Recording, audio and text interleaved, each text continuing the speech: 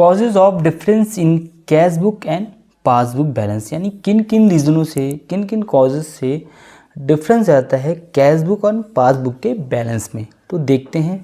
सबसे पहले मैं जो प्लस वाले हैं वो कराऊंगा, फिर उसके बाद जो माइनस है वो कराऊंगा। तो देखते हैं प्लस कौन कौन से होते हैं। देखो सबसे पहला पॉइंट नंबर फर्स्ट लिख देते हैं, चेक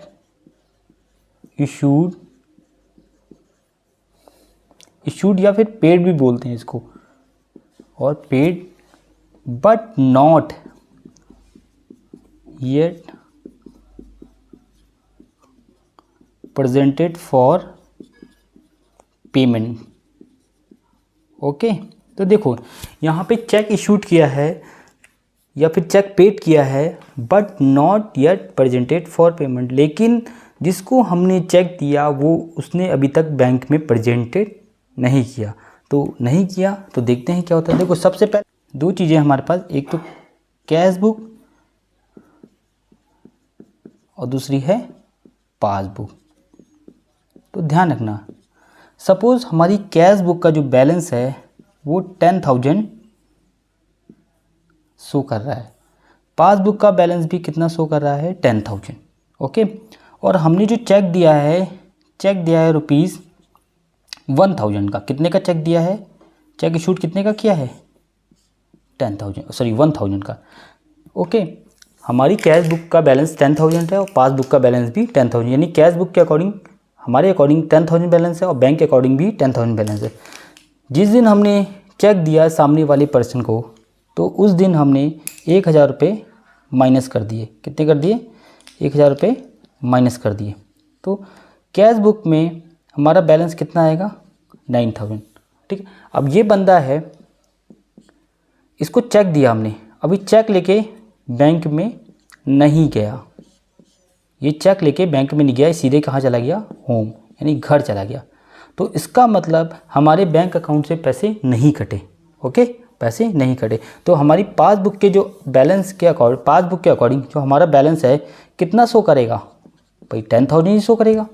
तो यहाँ जो बंदा था, वो जो पर्सन था, वो चेक लेके गया ही नहीं, तो हमारे अकाउंट से पैसे नहीं कटे। ओके, तो वापस से मुझे क्या करना पड़ेगा, इस 1,000 को यहाँ पे प्लस करना पड़ेगा, क्योंकि पैसे कटे ही नहीं।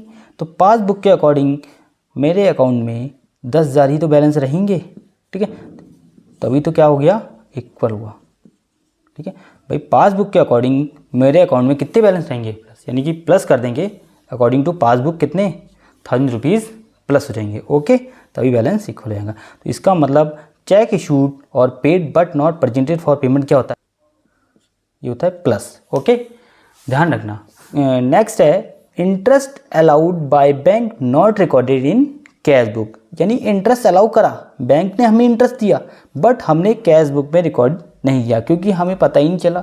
जब बैंक ने इंटरेस्ट दिया तो बैंक ने डायरेक्ट हमारे अकाउंट में पैसे ट्रांसफ़र कर दिए और कैश बुक में तो एंट्री हो ही नहीं पाएगी। देखो कैसे, सपोज ये एक CB है, यहाँ पे मैं लिख दे रहा हूँ फॉर्म में, ये कैश बुक है और दूसरी क्या है, पासबुक। हमारी कैश बुक का बैलेंस है 10,000, तो पासबुक का भी बैलेंस कितना शो कर रहा है, 10,000। हमारे अकॉर्डिंग 10,000 बैलेंस है, बैंक के अकॉर्डिंग भी 10,000 बैलेंस शो कर रहा है। भाई बैंक ने हमारे अकाउंट में इंटरेस्ट डिपॉजिट करवा दिया, तो इंटरेस्ट डिपॉजिट करा 500, तो 500 रुपये यहाँ पे प्लस हो जाएंगे।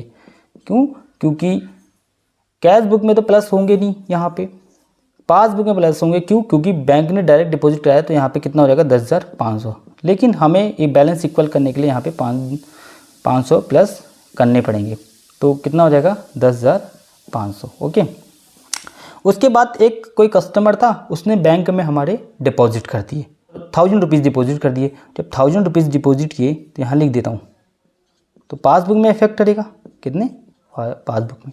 भाई एक कस्टमर था, उसने डायरेक्ट हमारे अकाउंट में डिपॉजिट कर दिया, तो पासबुक में इफेक्ट करेगा।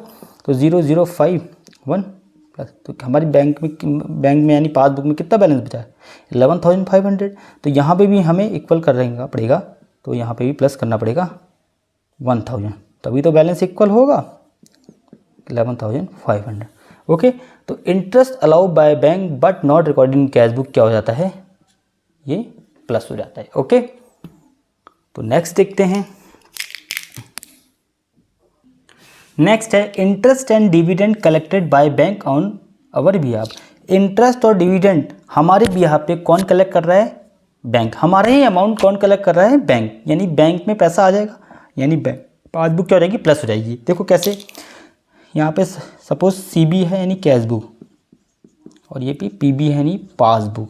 अब देखते हैं, कैश बुक के अकॉर्डिंग हमारा बैलेंस 10,000 है और पासबुक के अकॉर्डिंग हमारा बैलेंस 10,000 इक्वल है, यानी कि कैश बुक में 10,000 पड़े हैं, पासबुक में भी 10,000 पड़े हैं।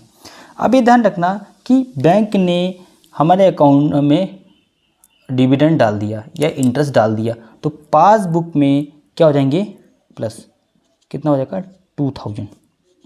तो इसका मतलब सपोज 2,000 रुपीज़ डाले हैं, कितने डाले हैं? 2,000। तो 2,000 यानी कि इंटरेस्ट पेड किया है, कितना पे? इंटरेस्ट 2,000 इंटरेस्ट पेड किया, तो कितना हो जाएगा? ये 12,000। अब यहाँ पे तो 10,000 है, तो भाई पासबुक के अकॉर्डिंग तो 12,000, तो कैश बुक में भी हमें 2,000 प्लस करना पड़ेगा, तभी जाके आ गए पैसे। ओके, तो ये 12,000 इंटरेस्ट यहाँ पे भी आ गया। ओके, फिर डायरेक्ट डाल दिया ना, हमारे भी यहाँ पे बैंक ने इंटरेस्ट कलेक्ट किया और हमारा ही इंटरेस्ट हमारे अकाउंट में डिपॉजिट कर दिया 2,000। ओके, तो ये क्या होगा? Interest and dividend collected by bank plus होगा। ओके, नेक्स्ट देखते हैं,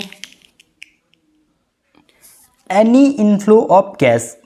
कंडीशन नंबर 4 है एनी इनफ्लो ऑफ कैश, यानी कैश का इनफ्लो हो गया, हमारे अकाउंट में पैसे आ गए।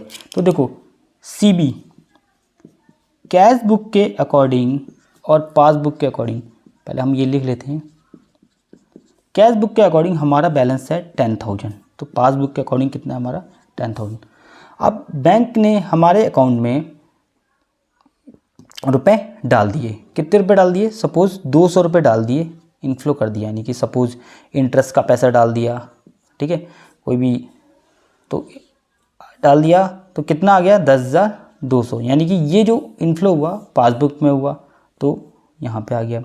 भाई अब यहाँ पे तो कुछ नहीं है, यहाँ पे हमें इक्वल करने के लिए क्या करना पड़ेगा? 200 रुपये प्लस करना पड़ेगा, तो कितना होगा? 10। सपोज बैंक ने कुछ और अमाउंट डाल दिया हमारे अकाउंट में, तो 400 रुपये भाई डाल दिए सपोज, तो यहाँ पे भी 400 प्लस हो जाएंगे, यानी पासबुक में प्लस होंगे 10,000, कितना हो जाएगा? 600 रुपये, 10,000। और ये यहाँ पे भी हमें प्लस करने पड़ेंगे 400 रुपये, तो तभी तो हमारा बैलेंस क्या आ जाएगा? इक्वल आएगा। ठीक है भाई, बैंक ने हमारे अकाउंट में 400 रुपये कुछ बोनस टाइप का कुछ अमाउंट डाल दिया, तो उसे 10,600, तो बैलेंस इक्वल हो गया। यानी एनी इनफ्लो, कोई भी इनफ्लो होगा कैश, मतलब यहाँ पे कैश का कोई भी इनफ्लो होगा तो वो पासबुक में प्लस होगा, तो इसका मतलब हमारे प्लस होगा, यानी कि any inflow of cash plus होगा। फिर नेक्स्ट देखते हैं,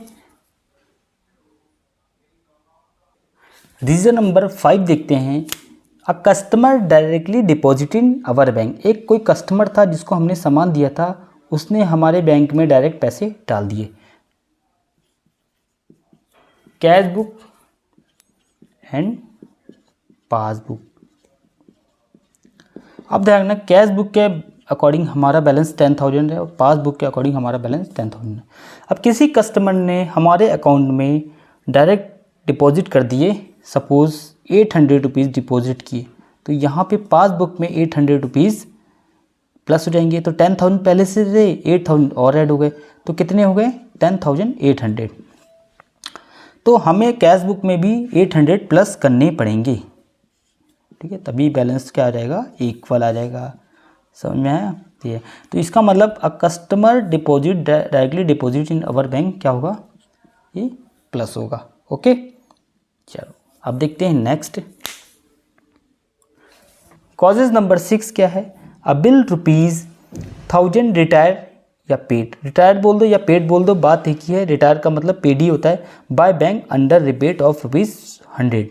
एक बिल था 1000 रुपीज़ का जो हमें पे करना था, हमने बैंक के द्वारा उसे पे करवाया और उसमें भी कितने का डिस्काउंट मिला? 1000 रुपीज़ का, but full amount was credited in cash book. देखो यहाँ पे ये है फुल अमाउंट क्रेडिट हुई कैश बुक में, तो देखो कैश बुक और पासबुक, तो ध्यान से देखना, हमारा जो बैलेंस है कैश बुक के अकॉर्डिंग 10,000 है और पासबुक के अकॉर्डिंग 10,000 है। हमारा बिल कितने का था? 1000 रुपीज़ का, और हमें कितने का डिस्काउंट मिला? 100 का। तो 1000 रुपीज़ का हमें पे करना था, 100 रुपये का डिस्काउंट मिल गया, 100 रुपये का डिस्काउंट मिल गया, तो हमें कितना पे करना पड़ा? 900 रुपये। तो हमारे यहाँ से कितनी, यहाँ पे कितना बचेगा बैलेंस? 9100। और हमने ये माना कि हमारे अकाउंट से रुपये कितने कटे हैं? 1000। तो इसका मतलब यहाँ पे 1000 रुपीज़ माइनस होंगे, क्योंकि हमारा बिल तो 1000 का, लेकिन बैंक ने हमें डिस्काउंट दिया ना, हमें नहीं पता चला। तो यहाँ पर 9000 रुपीज़ बचेंगे। यहाँ पे क्या है, बैलेंस अनइक्वल आ रहा है, तो मुझे इक्वल करने के लिए 100 रुपीज़ यहाँ पर पासबुक के अकॉर्डिंग प्लस करने पड़ेंगे, तभी जाके इक्वल आएगा। तो ये थे कुछ causes and difference in cash book and passbook और बैलेंस।